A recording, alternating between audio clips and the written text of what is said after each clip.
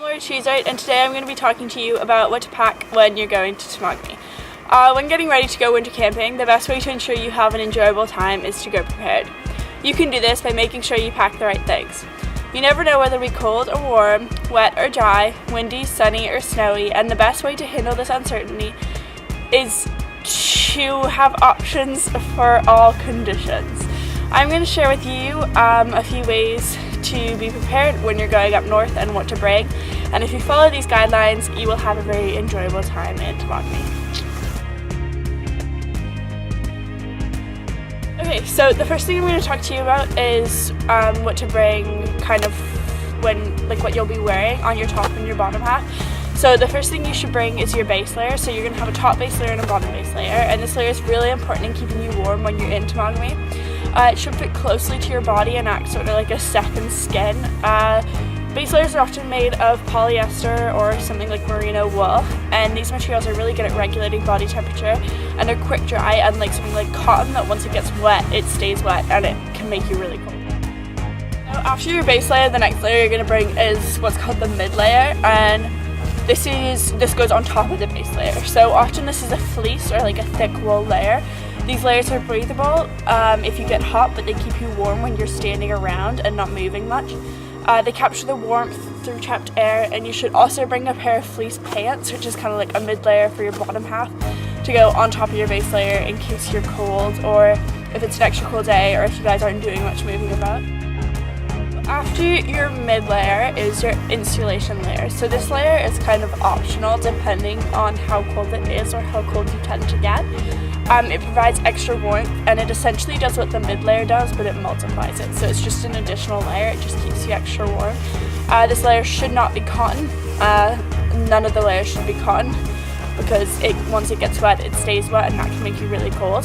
So when you're packing your base layer, your mid layer, and your insulation layer, you should make sure you bring more than one. When you're out on trip, you're going to be changing your base layer before you go to bed, so you're going to need at least 2 of those. And depending on how cold you get, you might want to wear multiple mid layers and multiple insulation layers. Okay, so on top of your base, your mid, and your insulation layer, you're going to have an outer shell or jacket. So this is the last thing you should pack when you're looking at your layers, and it is kind of your final layer of clothing. This jacket should be water resistant and windproof, and the primary function of your outer layer is to protect you from the weather. So whether it be snowy, whether it be rainy, whether it be windy, it just protects you from kind of all those elements.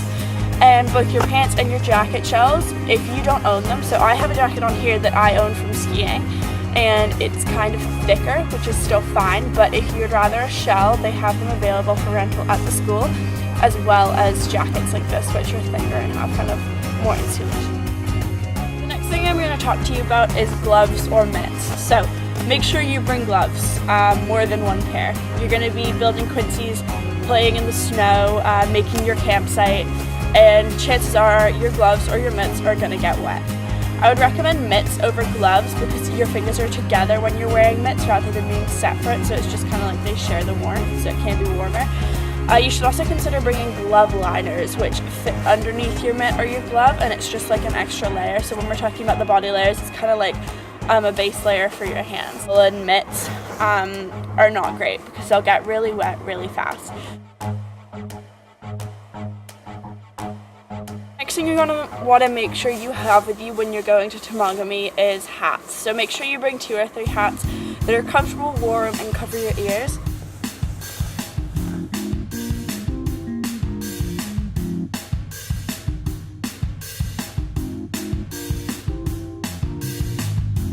You want to make sure you pack a pair of sunglasses or goggles to protect your eyes from the sun, but make sure they aren't your favorite pair because you could lose them or they could get broken.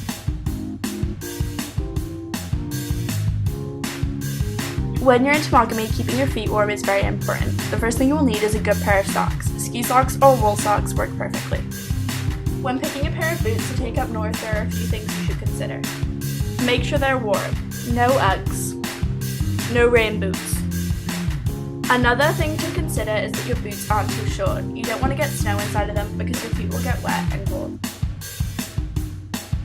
If you don't have a pair of boots that will fit this criteria, don't worry, you can rent them from Applebee's. Make sure that if you are bringing your own sleeping bag up to Temagami, it's appropriate for the temperatures you'll be facing. So this one that I have goes up to -10, and then you can also bring a sleeping bag. If you don't have a sleeping bag appropriate for the weather or a liner, you can rent it from the school.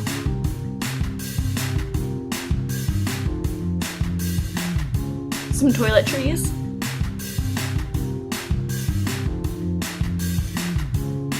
Sunscreen. A bathing suit for the sauna. So now you know what to bring, get packing, and have a fantastic trip in Temagami.